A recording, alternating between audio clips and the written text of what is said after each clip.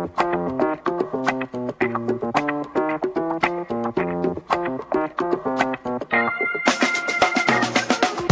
to The Dish, the culinary travel podcast focusing on the stories behind world-famous foods. We are your hosts, Tomo and Megzi from foodfuntravel.com. Join us for tasty histories, destination food guides, and more.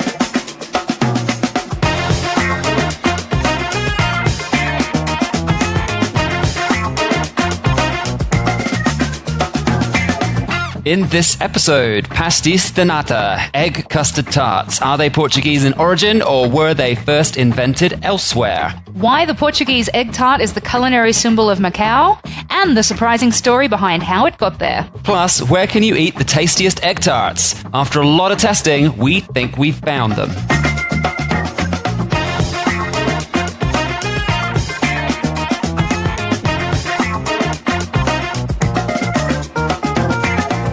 Well, hello everybody. Welcome to another episode of The Dish. Yes, we are back and we are talking about, well, one of my favorite little dessert pieces of nom-nom times. Are you saying that you like desserts now? I know. Usually it's something I skip. It's not my favorite thing, but I will always make time for egg tarts. Yeah, we are talking about egg custard tarts. One of the most famous types of egg tarts in the world is the Pastéis de Nata, the Portuguese egg tart, which features a sweet egg custard in a puff pastry shell. But although it may be the most famous type of egg custard tart, was it the original egg custard tart? That's what we're going to be asking in this episode. Ooh, I can't wait. Also in this episode, we'll be talking about how that Portuguese egg tart became so popular, as well as looking at many other egg tarts from around the world. There's loads. Yeah, I have to say, I do love the Portuguese ones, but they're not my favorite. Oh, the drama. Don't reveal your favorite yet. Let's leave that till a bit later on. But yes, this is one of our dish episodes rather than a what to eat in or travel stories. We are talking about the histories of a specific dish. And yes, it is the custard egg tart. Of course, we did recently do our What to Eat in Lisbon episode. So if you are looking for tips on what to eat in Portugal, go have a listen to the Lisbon one because it is also relevant for Lisbon and most of Portugal as well. So give that one a try. Yes, and of course, egg tarts are one thing that you can definitely eat in Lisbon and everywhere in Portugal. They are everywhere. Every cafe seems to have them. All in the pastelerias. You can't go without it. That's it. The pasteleria, the pastry shop, they always have the egg tarts. All right, first, a very quick and simple definition. What is an egg tart? So, because of course there are things that maybe don't fit the definition, it's always good to define right at the start. Yeah, definitely. So it has to have a sweet cooked custard made with egg in the middle, and it has to have some sort of pastry shell. Yeah. That's it. Doesn't have to be puff pastry, but it has to be that egg custard, sweet, not savory, in pastry shell. Yeah, and it's got to be like in the tart form. Like you can't just have like a custard slice, or is that the same thing? Well, this is something we might get onto, but I would say a custard slice is not a custard tart. No, that's what I would think. But is a custard pie a custard tart? Ooh. Now, this is something we're going to be... It's because it's a, just a slightly bigger custard tart. Exactly. So I don't know. This is something we're going to be talking about.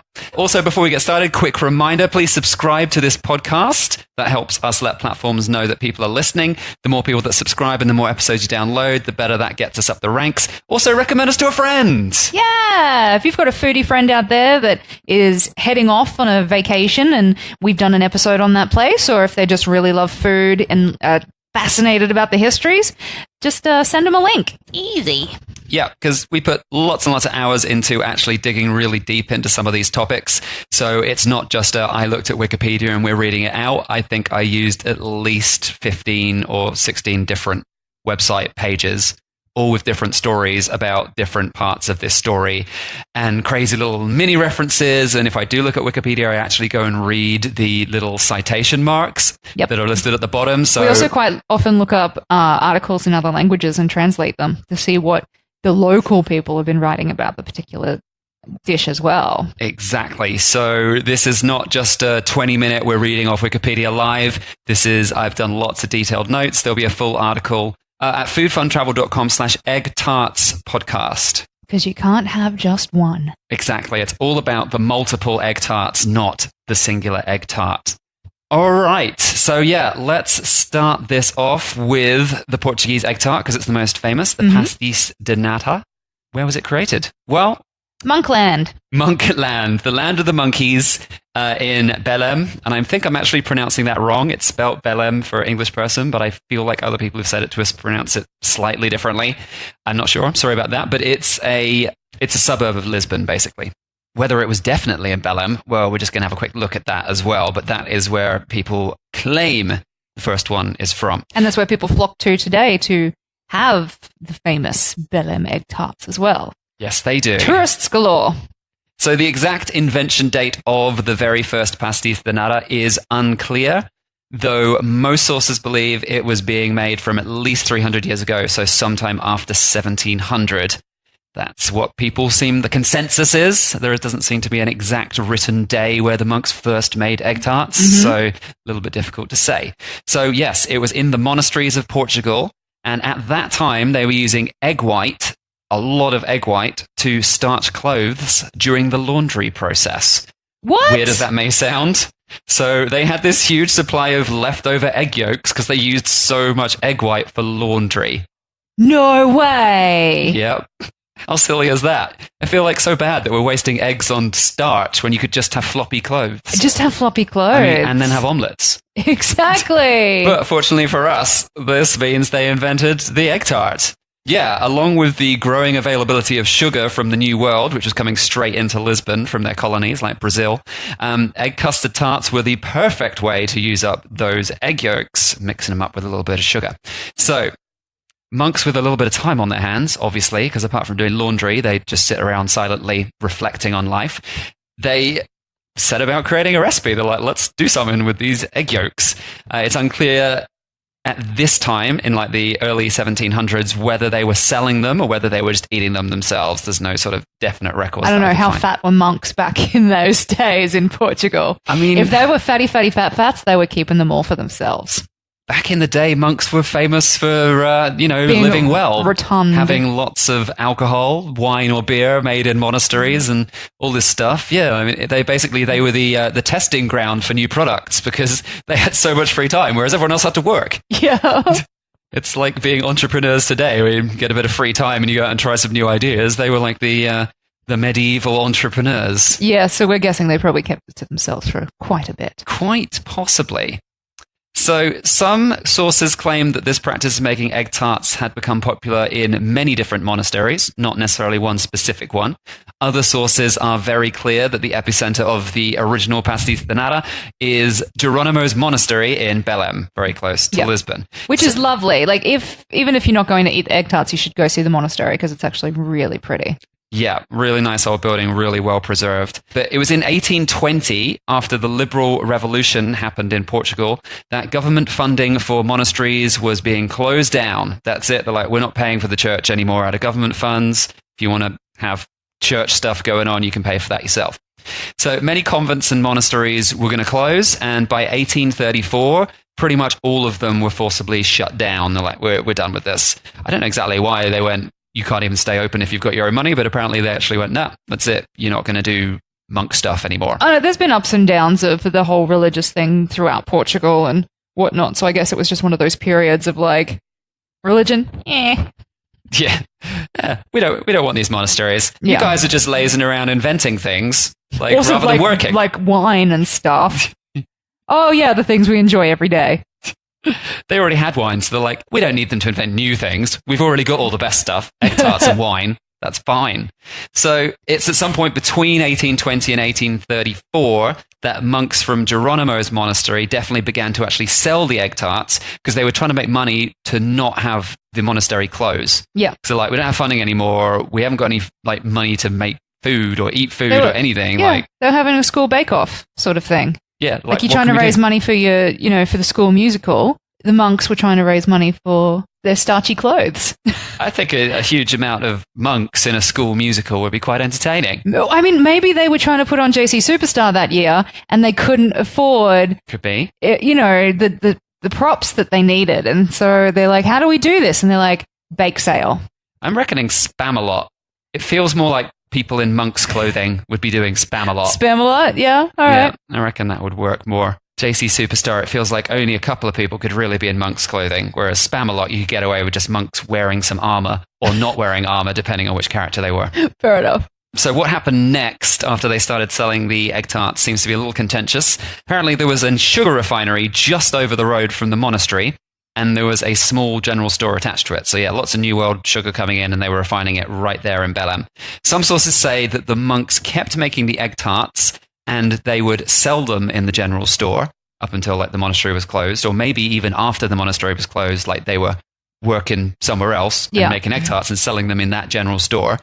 Others claim that they sold the recipe to the owners of the sugar refinery, who in 1837 opened the Fábrica de Pastéis de Belém, which is the bakery which is still there today. That's exactly where you can go. It's huge right now. Like it's been extended and extended because they get so many customers. I think they can seat like over 400 people in there. It's at that least big. that. Yeah. At least that. I mean, it was huge. Some sources actually even suggest that some of the monks went into business with the refinery in order to open the bakery. I think that's the story I heard. So, but yeah, all different sources seem to have a slightly different position on this. Did the monks sell it? Did they go like, I want 50% and I'm working with you and we'll put this bakery together? You know, forget doing the religion stuff. That's done now. Like, I don't need to be a monk anymore. I am now an egg tart baker. Could be. Maybe. So at this time in the 1830s, Belém was actually considered to be quite a long way from Lisbon because public transport wasn't quite as efficient as it is today. It's like 2 hours walk, something like that. It is, a bit out, yeah. But because it was so far away, there was actually like, it wasn't completely developed all the way from Lisbon to Belém like it is today. There's just housing all the way along. Yeah. But back then, it would be like, you know, it's a bit more. No, it would have been a monastery in the countryside. Yeah, sort of, but more of like in a small town. Yeah, like on the outskirts of Lisbon.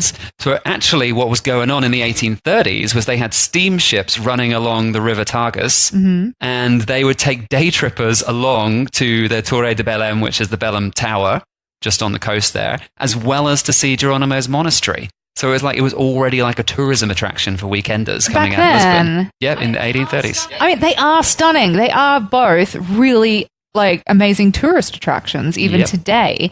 So, but yeah, isn't it funny to think of tourism back then? Yep, just like, hey, let's go on a steamship and do a little ride down the river and go and see these attractions. Really crazy. So obviously the guys running the refinery and the monks and whoever it was who actually set up the bakery were like, well, if we put a pastry shop right next door to this and we're selling cheap little pastries for snacks, that is going to make a load of money. Yeah. Day trippers be hungry. Yeah, day trippers want a cheap little snack before they go home. So there you go. And that's pretty much what happened. And from the 1830s, they were already like an instant success. People just went, yep, love it. Going to keep eating these. Today, the egg tarts are made from exactly the same secret recipe that the monks provided back in 1834. It is the same recipe, and only 3 people in the modern day factory that make these thousands and thousands of egg tarts a day actually still know the recipe. So eventually it will get passed on to someone else, but they don't just share it around with the whole staff. It's literally 3 people. It's like the KFC recipe. Yeah. It's just like passed down, and nobody actually knows what it is. And today they actually make over 20,000 pastéis de nata per day. That doesn't surprise me. When we were there, we saw the production line and there was a lot of egg tarts, like just ready to go out to hungry hordes. And there was just people coming in and going out and coming in. Like they'd come in, line up, get a seat, sit down, eat the egg tart, get up, leave. Next people come, sit down, eat an egg tart, get up, leave. And then there's also like the takeaway line as well, which is really long. Like, yeah, crazy amounts of egg tarts going through that place every day. 20,000. Insane. But the question is, this is the original Portuguese egg tart, or at least that's what it's billed as. But are they the best egg tarts? No. So we No. So we dropped in to find out. We've got a clip right now. You don't ruin the end. Don't ruin the end of the story. Ooh, I wonder what'll happen. Listen in and find out. Well, we're at Pastéis de Belém in Belém, Lisbon, which is the original Portuguese egg tart bakery. It's still here, much expanded from when it was originally built, I believe. It is just room after room after room of little tables and lots of egg tarts. I think it seats over 400 people now, and I can tell you we are here on a Monday afternoon and every one of those seats is pretty much taken up. Yep. We did have to line up for a little bit to get a table, about 5 minutes, but it is much quicker to come in and wait for a table than it is to wait in the line for takeaway and then stand outside eating them. So it's actually a bit quicker to do it this way, which is why we did it. That's a local tip, we were told, and it seemed to have worked out pretty well. All right, we've got a couple of pastéis de nata right here.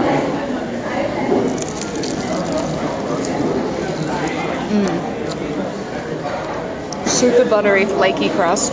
And crispy. And very crispy. Really crispy and almost like semi-translucent pastry. It's so buttery.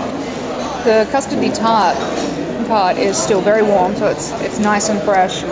But also it's got it's not too hard, but not too gooey. It's got a bit of gooiness to it, but it's not oozing everywhere. Yeah. And of course you meant to sprinkle cinnamon on top, which we did. So I would say this one is on the eggy side as opposed to the vanilla-y side. It's got more of an egg flavour, and the pastry is particularly crispy and flaky compared to other ones. So what do you think in comparison to some of the others that we've had? I don't think it's my favourite, but it's definitely top 5, could be top 3. There's so much butter in this crust, it's really dirty. Yeah. So it's a good egg tart with some serious historic pedigree, of course, but no, it's not our favourite, as Meg said before and gave away the story. I'm sorry, and ruined the clip. I ruined it. What is the best egg tart in Portugal then? Or even the best egg tart in the world? More on that later on. I'm not going to reveal that now. It's far too early. You've got to listen to the end. No, I'm keeping mum on that one. One more little aside before we move on to some more egg tart history. Is it pastéis de nata or pastel de nata? I don't know. I've heard it say both ways, and I don't know. It did confuse me when we were there. Well, the phrase means simply creamy pastry, even though it's actually made from milk, egg yolk, and sugar, and not cream. But it is definitely creamy, so I get where they've gone with a sort of metaphorical description now. Yeah. But pastel de nata is the singular for one pastry. Pastéis de nata is the plural for all the egg tarts. Oh. Lots of egg tarts, more than one egg tart. So I want one or I want more than one. That's pretty much it. Well, generally, the answer is more than one. So the answer is always pastéis de nata. Yeah. Because we always want more than one. Because you never just want one. Exactly. Now, at the Fabrica in Belém, where they're making them, they're actually called Pastéis de Belém, just to make them even more confusing, because they're adding their own, these are our ones, they're branded. Of course. So, yeah. But imitations appeared all over the country since the 1830s. It's very easy to find, as we mentioned at the start of the episode. So Portuguese monasteries may have been making them since 1700. Geronimo's may have been the first one, may not have been the first one. But was there some egg tart history going on before 1700? I'm sure you're going to tell us. I might. I might do that. First, I'm going to have a little sip of wine. All right. Yep. Yep. So, yeah. It seems pretty likely that egg custard in a pastry case has definitely been being eaten long before 1700. That's interesting. So let's think about it. So we know that it's most popular in Portugal, and we know that it's really popular in Macau as well. Yeah. But was it taken there by the Portuguese, or is it Macau in China as an autonomous region of China? That's someone we're going to talk about as we go through this as well. They also, of course, have them in Hong Kong, but I think that's just the Macau influence, I'm thinking. Well, I've got all of the info on this. But where else have we encountered the egg tarts around the world? Well, okay. We haven't been to Brazil, so I don't know. People from Brazil have to tell us if you're rocking out the egg tarts in Brazil. I'm sure they do have them, right? Because You'd think so. There's a lot of Brazilian desserts and dishes that are in Portugal, so you can get them there. So I'm guessing it would be likewise in Brazil. Right. I just ate a lot of barbecue in Brazil. Well, yeah, you would. Yeah. So the strongest candidates, and let's take a look at them, for creating the original egg tart long before 1700 are the English and the French. Oh, it does make sense. So in England, they are called custard tarts, or egg custard tarts, not egg tarts. And the English word custard comes from the French word croustade, which is a type of pie rather than a type of custard. Because apparently the two were pretty much synonymous at one point. Well, what sort of pie was it? A custard pie. Oh, it was a custard pie. Allegedly, possibly, but there isn't an exact written record. This is just etymological argument of because the words come from this and that's what people were talking about. Yeah, but that doesn't necessarily mean anything. It doesn't necessarily mean anything at all. We know that. We know that from lots of episodes. The etymology doesn't always prove anything if there's no written evidence. So what we do have, though, is the earliest written documentation for something very similar to the modern egg custard tart exists from 1399. Wowza. A full 301 years earlier. where they were prepared for Henry IV's coronation banquet in England. Oh, so they weren't messing around. Like, they were so that was the first time it was made? Was for his coronation? No, this was the first time it was written down. Oh, okay. Because I was going to say, that's a big leap for the pastry chef to be like, hey, king coronation, let's try something new. Let's see how it goes. Hope you don't put my head on the chopping block for this. Yep. Oh, the guillotine's out. Shit, he didn't like it. So these original pastries were called ducetis or ducetis. I think ducetes, maybe, ducetes, because it would have come from a French word. And that exact word refers to a sweet dessert, and the recipe would have been made with egg, milk, and honey, because there would have been no sugar in 1399, because that comes from the New World. So they'd used honey to sweeten it. The word ducetes apparently, according to all references, it derives from French, from the word du, which means sweet. And of course, that connection, as we said, doesn't prove that France was making these foods before England, because lots and lots of words came over to England from France in 1066 when William the Conqueror came and took over England. So these words would have been used in popular language in England too, for a couple of hundred years at least. Yeah. So that doesn't prove that there's any French connection to the dish, just that the words eventually described it that way, apparently. So, yeah, bit of a tricky one, but as there's no actual written documentation in French to say they were making an egg custard pie or tart previous to 1399, once again, as has happened so many times in anything connected with England, English people write stuff down. Romans and English people they're good journalists. Write stuff down. They just like their journaling, keep their diaries for everybody to read hundreds of thousands of years later. They've managed to win so many of these food arguments purely on the fact that someone went, I'm going to write this down. I'm not just going to think about it, I'm going to write it down. Write it down. Then when you ask me about it in however many years' time, I will have the evidence. Exactly. Never get into a messaging fight with a Brit. No. They'll keep everything. So, however, of course, there are a few differences. This is a very old custard tart. First of all, of course, the British version always, or like traditionally, is shortcrust pastry, not puff pastry. But as we said at the start, I mean, in a pastry shell, that's pretty much the same dish. I'm not going to... No, it is. I think it's the same dish, and I think it does come down to which one you prefer. That, of course, is a big debate, but I think essentially it's the same dish. The English also use nutmeg rather than, we didn't actually mention before, but you normally put a little bit of cinnamon on top. Oh, yeah, you sprinkle cinnamon, or you can sprinkle some... sugar and cinnamon. Powdered sugar, yeah. That's the Portuguese way, but the English way, they use nutmeg, just because that was the spice that was more popular in England back then. Also, the British ones are cooked really slowly, so the custard goes firm without caramelizing on the top, and they're often served cold, which I don't like so much.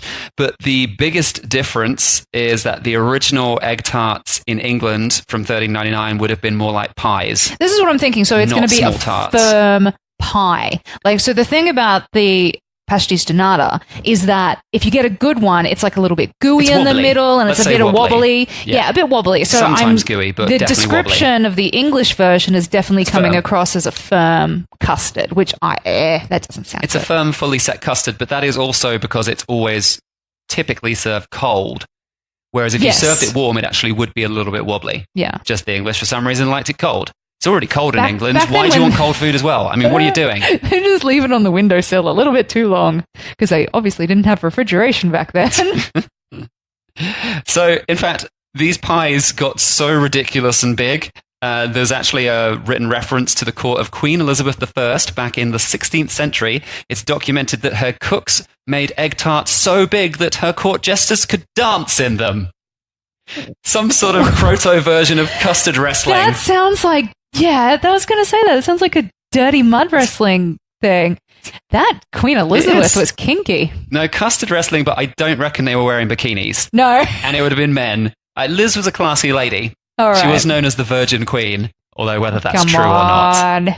Lizzie. But who knows? So when did the UK actually start making small individual egg tarts rather than these big pies?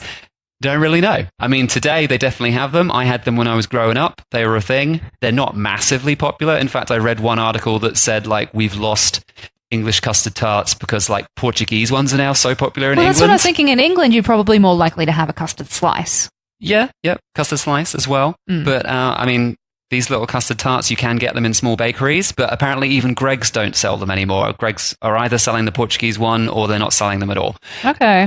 I don't know. We don't live in England now. Listening in America, Greggs is like a regular bakery chain sort of thing. It's I don't know. They're the largest bakery in England that's like a nationwide chain. I don't even know what I'd refer to it as in US. They sell pies and pastries and sandwiches. Yep. It's a cheap lunch place that's very popular because it's super affordable.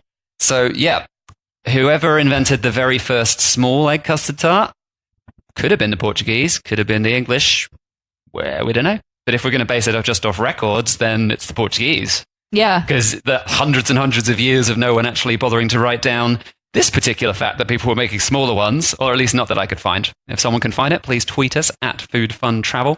Let us know if there's an actual reference to small custard tarts being made in the UK. Not ones big enough for a jester to dance in. No. Just not a even touch smaller than that. No.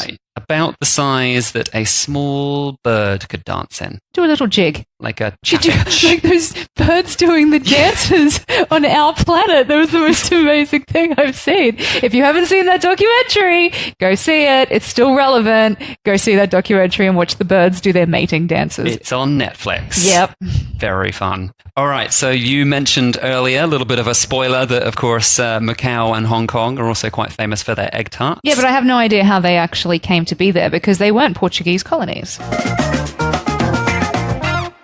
So yes, since the UK and Portugal, egg tarts have definitely become a favourite all over the world. Portuguese egg tarts made their way to Japan quite a long time ago as well, apparently. I didn't realise that, but the ones there are definitely descended from the Portuguese visiting, apparently. Egg tarts are massively popular in Hong Kong and Macau, both Chinese territories.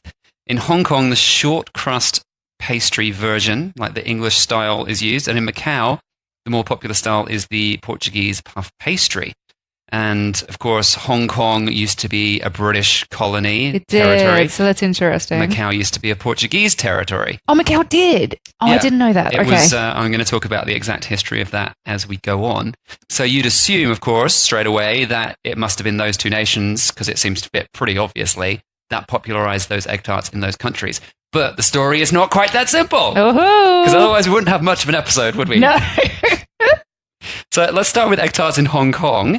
These might, because of course English egg tarts predated the Portuguese ones, these might actually be my favourite egg tarts, just for a little spoiler there. Oh, you're already spoiling it. I thought you were keeping it till the end. Not right till the end, but you know, I think they might be, but I don't know the ones in... It's one of those really hard things because the first egg tarts we ever had were in Hong Kong. We first discovered them in Hong Kong with the short crust pastry, and they're just everywhere and they're delicious. And there's some really famous places that are making it very, very well. Well, I'd had egg tarts in England growing up, but they're cold.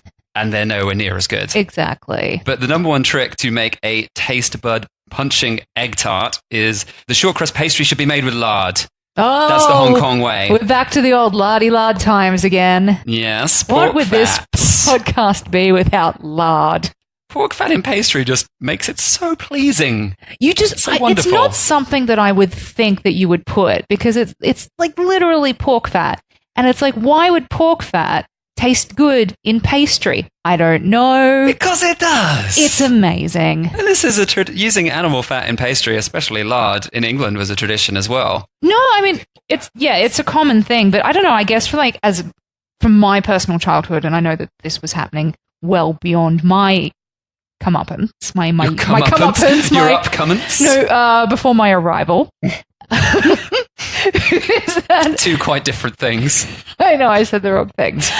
Yeah, I can remember my dad saying that they used to have like lard sandwiches. They used to just get like pieces of bread and they would like just spread lard on it like you would margarine or butter. What's the difference? Or anything. Yeah. It's fat on bread. But I always just assumed it would have a little bit of that meaty flavor to it, and that's why people enjoyed it, which is why it sort of does my head in a little bit thinking of lard going into a pastry because I imagine it to taste a little porky, but it doesn't. It just tastes a little awesome. I mean, it sort of can do a little bit, but in the best possible way. Yeah. It's amazing. It just melts in your mouth and just covers your whole mouth in this feeling of wonderful pork fat. It's fantastic. So You're drooling all over your keyboard. So, all right, let's talk about the history of this. It appears that the modern-day Hong Kong egg tart originated in the nearby mainland city of Guangzhou. Oh, in Guangzhou. Okay. Guangzhou. We've been there. Also, a very big trading port which had lots of European settlers and traders coming through regularly. It sits about the same distance from Macau and Hong Kong. So there's like this big, like the sea goes in to China, and on either side of that, one side is Macau and the other side is Hong Kong, pretty much. So it's about the same distance apart from each, so it could have influenced both quite easily. The one vital ingredient for a Portuguese-style egg tart is butter for the puff pastry. And this was not a very practical ingredient to get in Guangzhou. It was going to be very expensive. Butter was not something that the Chinese were using at the time. No. Well, I mean, even today, really. Yeah, it's not as... They don't like their dairy so much. No. So, I mean, this is why lard was substituted instead. It was purely a matter of necessity. They didn't really have butter. They couldn't afford to do it.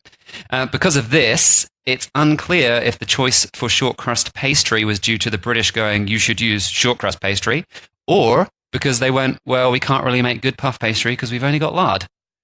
So, maybe, apparently. I mean, you can make puff pastry with lard. I just don't think it goes to the same sort of crispy consistency. It's sort of a bit softer. Yeah, and that's not good. They make it in Mallorca. They make a pastry with lard that goes very puffy, but it's very light and fluffy. It doesn't have any sort of crispy firmness that you need to make a full puff pastry rather than a puff. Yeah, they don't actually make tarts with that pastry. No. It's more of it's more like a croissant style. Yeah. So it's quite different. But the Cantonese word for egg tarts is dan tart, which literally translates as egg tart. It doesn't translate as cream pastry, which is what the Portuguese one translates at. So it actually, it seems like it's based off the word. They stole the word from the English one, although we've got an egg custard tart. So, don't know, it's still a little bit like, well, they just came up with their own name, whatever. It's the same sort of thing. Also, the Hong Kong style, they have the smooth, non-caramelized top on the egg tarts. It's just a clear, sort of yellow and not burnt at all. That's more like the British style. My main quarrel with Portugal is that a lot of places overcook the top and it gets a little burny, and I don't know if it's a preference. I think so. Some people like burnt, don't they? Yeah, and I just don't like it. But I don't like it undercooked either. No, I like crispy and browned, but not black edges. Yeah, there was a few we encountered it a lot where they were just like black, and it was like, is this batch right? But it seems to be a preference. Yeah, some people like burnt stuff. My dad likes burnt toast. I don't know why. What? I'm scraping that black stuff off the second. That's going in the sink. Yeah. Because no one actually puts it straight in the bin because you know it's going to go all over the floor. What is the thing when you're scraping off burnt toast? Everyone just does it straight in the sink. We'll just wash that down. It's easier than sweeping up the floor. So we don't have a definitive answer on this, but there's a bit of hearsay saying that all of the egg tarts in that region come from the Portuguese sailors going out there with egg tarts, but it doesn't quite fit because it's very much closer to the British style. But also, yeah. But the English used to use lard in pastry, so egg tarts might have had lard in pastry in the 19th century in England. Maybe. I don't know. So they were actually making it there because egg tarts don't last long. They don't have a good shelf life to them. Well, no, they got a lot of sugar in them, so actually the shelf life is all right. Oh, okay. Yeah, that sort of stops the eggs from going off. I mean, they're not going to last for weeks, but they last for a few days. It's better to have them fresh, though. Have them fresh. Yep. Freshly made every day. That's the best way to go. Straight out of the oven. So let's continue with the Hong Kong story. So by the 1930s, egg tarts had supposedly become a very common dessert in Guangzhou. And some sources claim that a restaurateur there actually was the first one to adapt the recipe. This is like the first sort of bit of specific evidence with dates that he made these egg tarts with lard in 1927. And it became a very typical dim sum dish. And it still is today. You can get little egg tarts with your dim sum. That's something that you can have. Yep. By the 1940s and 1950s, this adapted version with the lard had made its way to some very fancy cafes in Hong Kong. And eventually from there, it worked its way down to become a budget snack for the people, which is what it is today. You can pretty much get them all over the place. There's little shops that sell them. You can get them at cheap dim sum places, or you can get them in fancy cafes that rich English people would have gone to back in the 1940s. Oh, yes. Oh, go for an egg tart and some cucumber sandwiches, yes? And a tea. Yes. Wouldn't mind a cup of tea and an egg tart. Jolly good. So as well as the lard, another improvement was that, well, I consider it an improvement, is that the ones in Hong Kong are served warm rather than the silly English way of serving them cold. Yes. Was this the Portuguese influence? Who knows? Or maybe just someone ate it straight out of the oven and went, what are we chilling this for? Yeah, stop eating these cold. That's way better. All right, so yeah, the Portuguese influence. Let's take a look at egg tarts in Macau and find out how much Portuguese influence there was. So the first Portuguese settlement in Macau was actually established in 1557. Well done. And colonial rule by the Portuguese there began in 1849 and ended in 1999. So it's actually a bit of a similar story to Hong Kong, because they were sort of mid-19th century where the British went, now this is ours, and then around late 90s is when Chris Patton was like, I'm done now, last governor out, China's taking it back. So very similar dates.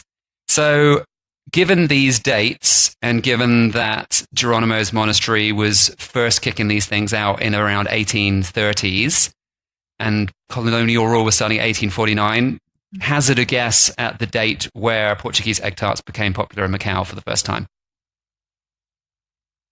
1842. What were the dates again? Between 1849 and 1999.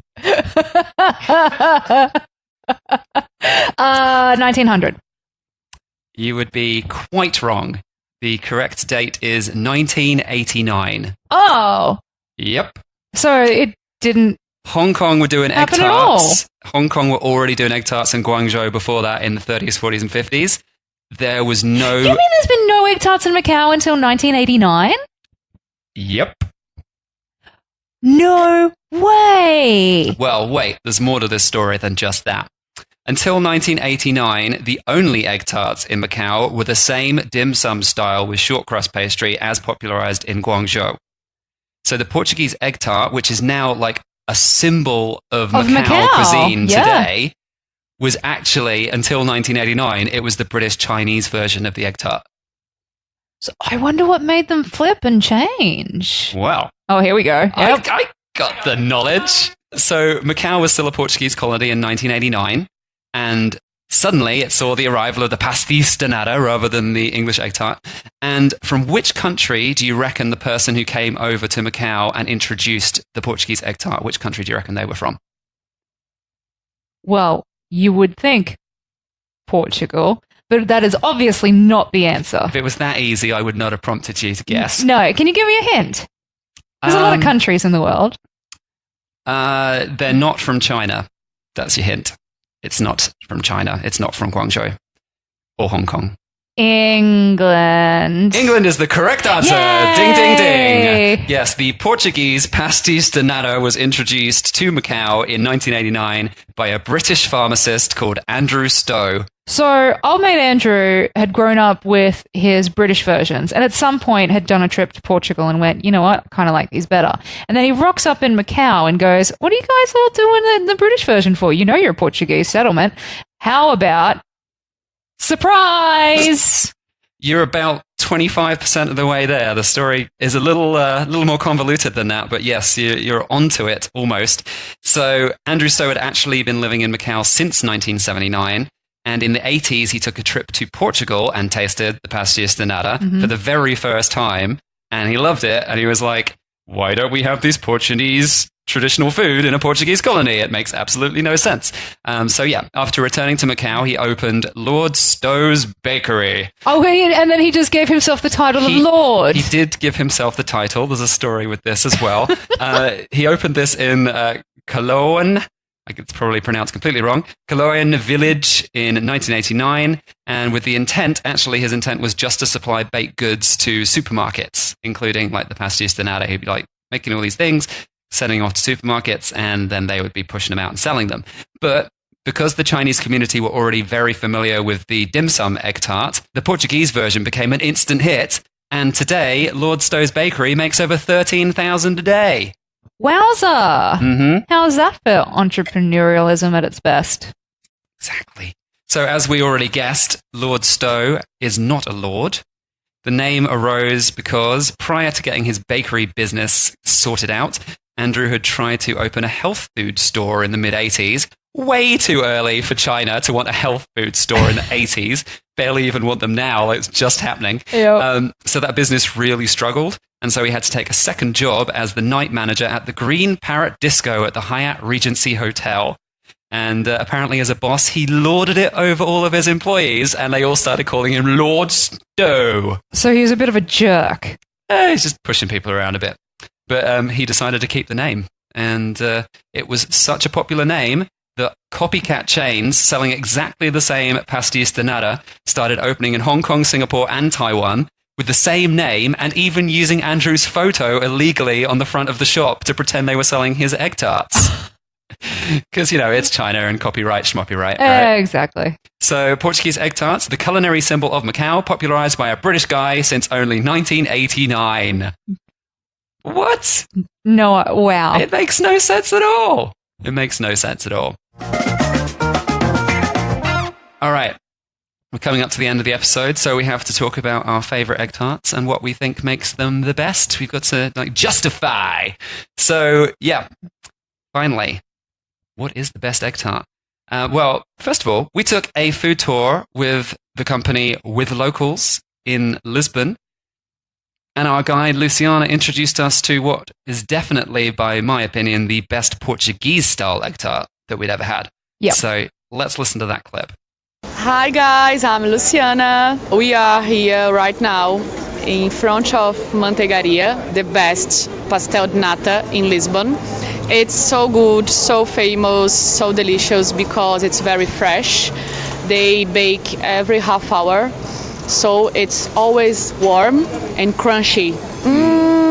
Amazing. Yeah, I'd say I agree, very crunchy. the pastry is slightly thinner than that pastéis de Belém. Yes. The egg custard is slightly more sweet with slightly more vanilla. So less eggy, which I like. I think I like the center better. But the pastry is slightly thinner. So it's falling apart a little bit because it's hot. We've got them a little hotter than when we had them at the other place. So the custard is still just a little bit runny, which is good. It's a good thing. Getting them super fresh out of the oven is the perfect way to do it. So I think the number one thing from tasting these at Montague Area in Lisbon, first, I think we've alluded to this during the episode, being warm. Being warm is so much better, but properly warm, not just mildly been out of the oven for 2 hours. But they don't even have time to cool down. This place is so busy, it's just straight out the door. Unless you take it home and let it cool down, they don't have time to actually in the store. Yeah. And definitely also, I think the custard should not be too eggy because I am eating a dessert, not an omelette. Yeah. I want it to have the consistency. I don't like it when it tastes like an undercooked omelette. Yeah. When I can actually really fully taste egg, yeah, I don't like it too much. But when it comes to non-Portuguese style, so, we've got soft, lardy pastry versus the perfect, crisp, salted puff pastry. Because apparently that little bit of extra salt is something that helps the puff pastry crust up a little better and go really crispy. But that versus a buttery, really sort of soft, melt in the mouth. I'm a shortcrust girl. Shortcrust. It also holds it together a bit better. I feel that the flakiness of the puff pastry, not only are you trying to keep the eggy bit together, you also have these flakes of the pastry just going everywhere, and you want to enjoy the whole thing. And for me, I find it a little stressful eating it because I'm I need to keep this whole thing together and it's flaking all over the place. Where if you're just having it in the short crust pastry, sure, the short crust can fall apart if it hasn't been done very well. But if it holds it together and it's the security blanket of the egg innards, then it's perfect. It's a really tough call. And obviously there's the contention over caramelized on top or smooth and perfectly solidified, but still warm. I can't make any judgment about egg tarts in Macau because I haven't had any there. I have not had Lord Andrew's egg tarts, so I cannot make judgment. So we're very much just going between... This will be caramelized on top. Yeah. But yeah, we are going between the Hong Kong style and the Portugal style. Yeah. And I find it very difficult to decide. It is a very tricky thing. As I think I said before, is that we had the Hong Kong version first. So a lot of the times when you first discover, I know you said that you had it in England, but when you first discover that perfect egg tart and you're like, oh, this is the most amazing thing ever. And it's yeah, I have to say, we also had a couple of, we had the whole spectrum of different puff pastries and fillings through Portugal, living there for 5 months. And I mean, there was one we had near the Time Out Market in Lisbon, not at the Time Out Market because that's crazy touristy and overpriced, but near the Time Out Market, there's some other places. And that one, instead of doing a really crispy puff pastry, they did a really soft, flaky puff pastry. And I really liked that as well. That was really good. It fell apart in my hands and it was like egg slopping everywhere out of this puff pastry. But I was like, damn, this is still really nice. It was very tasty, but it made me a little anxious eating it. I can't eat this messy stuff. It makes me... Egg tart anxiety. That's your real. That's the real reasons behind your decisions. The thing is, when things get really messy like that, I tend to eat them quickly because I want to avoid making more mess. And then I realize I've eaten it and it's gone, and then I'm sad. So it's really the anxiety is over me being sad through, not being able to sit back and appreciate the meal or the dish because I've had to eat it too quickly because it was sloppy and messy. I have the same problem with burgers too. Yep. Yeah, it's true. Messy food and eating food too fast is so sad. I know, it makes me, because I'm so sad when it's over. Yeah, when it's good. It's good food. All right, that's it. The story of egg tarts. There were some big surprises in there. There was a lot of stuff I did not know. Portuguese egg tarts in Macau were like the last ones to be introduced, and they're from an English guy. If you're ever needing to starch your clothing, egg whites. Yep. Lots of lessons learnt in this episode. There we go. So yeah, that is it. If you want to check out the show notes and see some of our recommendations for places to eat these, and of course also get some links to our Lisbon food article where we talk about lots of fantastic food to eat in Lisbon, do head to foodfuntravel.com/eggtarts, because there is always a plural, Egg Tarts podcast, and you can just go straight to the notes for this episode and read all about it. Yeah. Also, feel free to hit the search function and find our articles on Hong Kong as well, because there is some tasty food there. Yeah, there's some old articles from when we were back in Hong Kong a few years ago. Lots of cool stuff to eat in Hong Kong. Yeah, so that's it for this episode. Please do share the love. Tell friends about this podcast if you enjoy it. Of course, subscribe if you haven't done already. Do that right now. And if you want to leave a 5-star review, that's the only type of review we like. Less than 5-star, it's not fun. It's not fun at all. No. It doesn't help us become a podcasting success with less than 5 stars. Wonder, what did we do wrong? Yeah, were we not doing this right? I mean, is it because we paused to refill our wine glasses? Is that what the problem was? Yeah, but I cut the pauses out in the edit. No one's going to know that we paused to get more wine out of the I just don't know what we do. Hopefully it's all 5 stars anyway, so it doesn't matter. All right, yeah. 5 stars, 5 stars, 5 stars. Subliminal in your ears. 5 stars only. Rate us 5 stars. Rating of 5 stars. Thank you, 5 stars.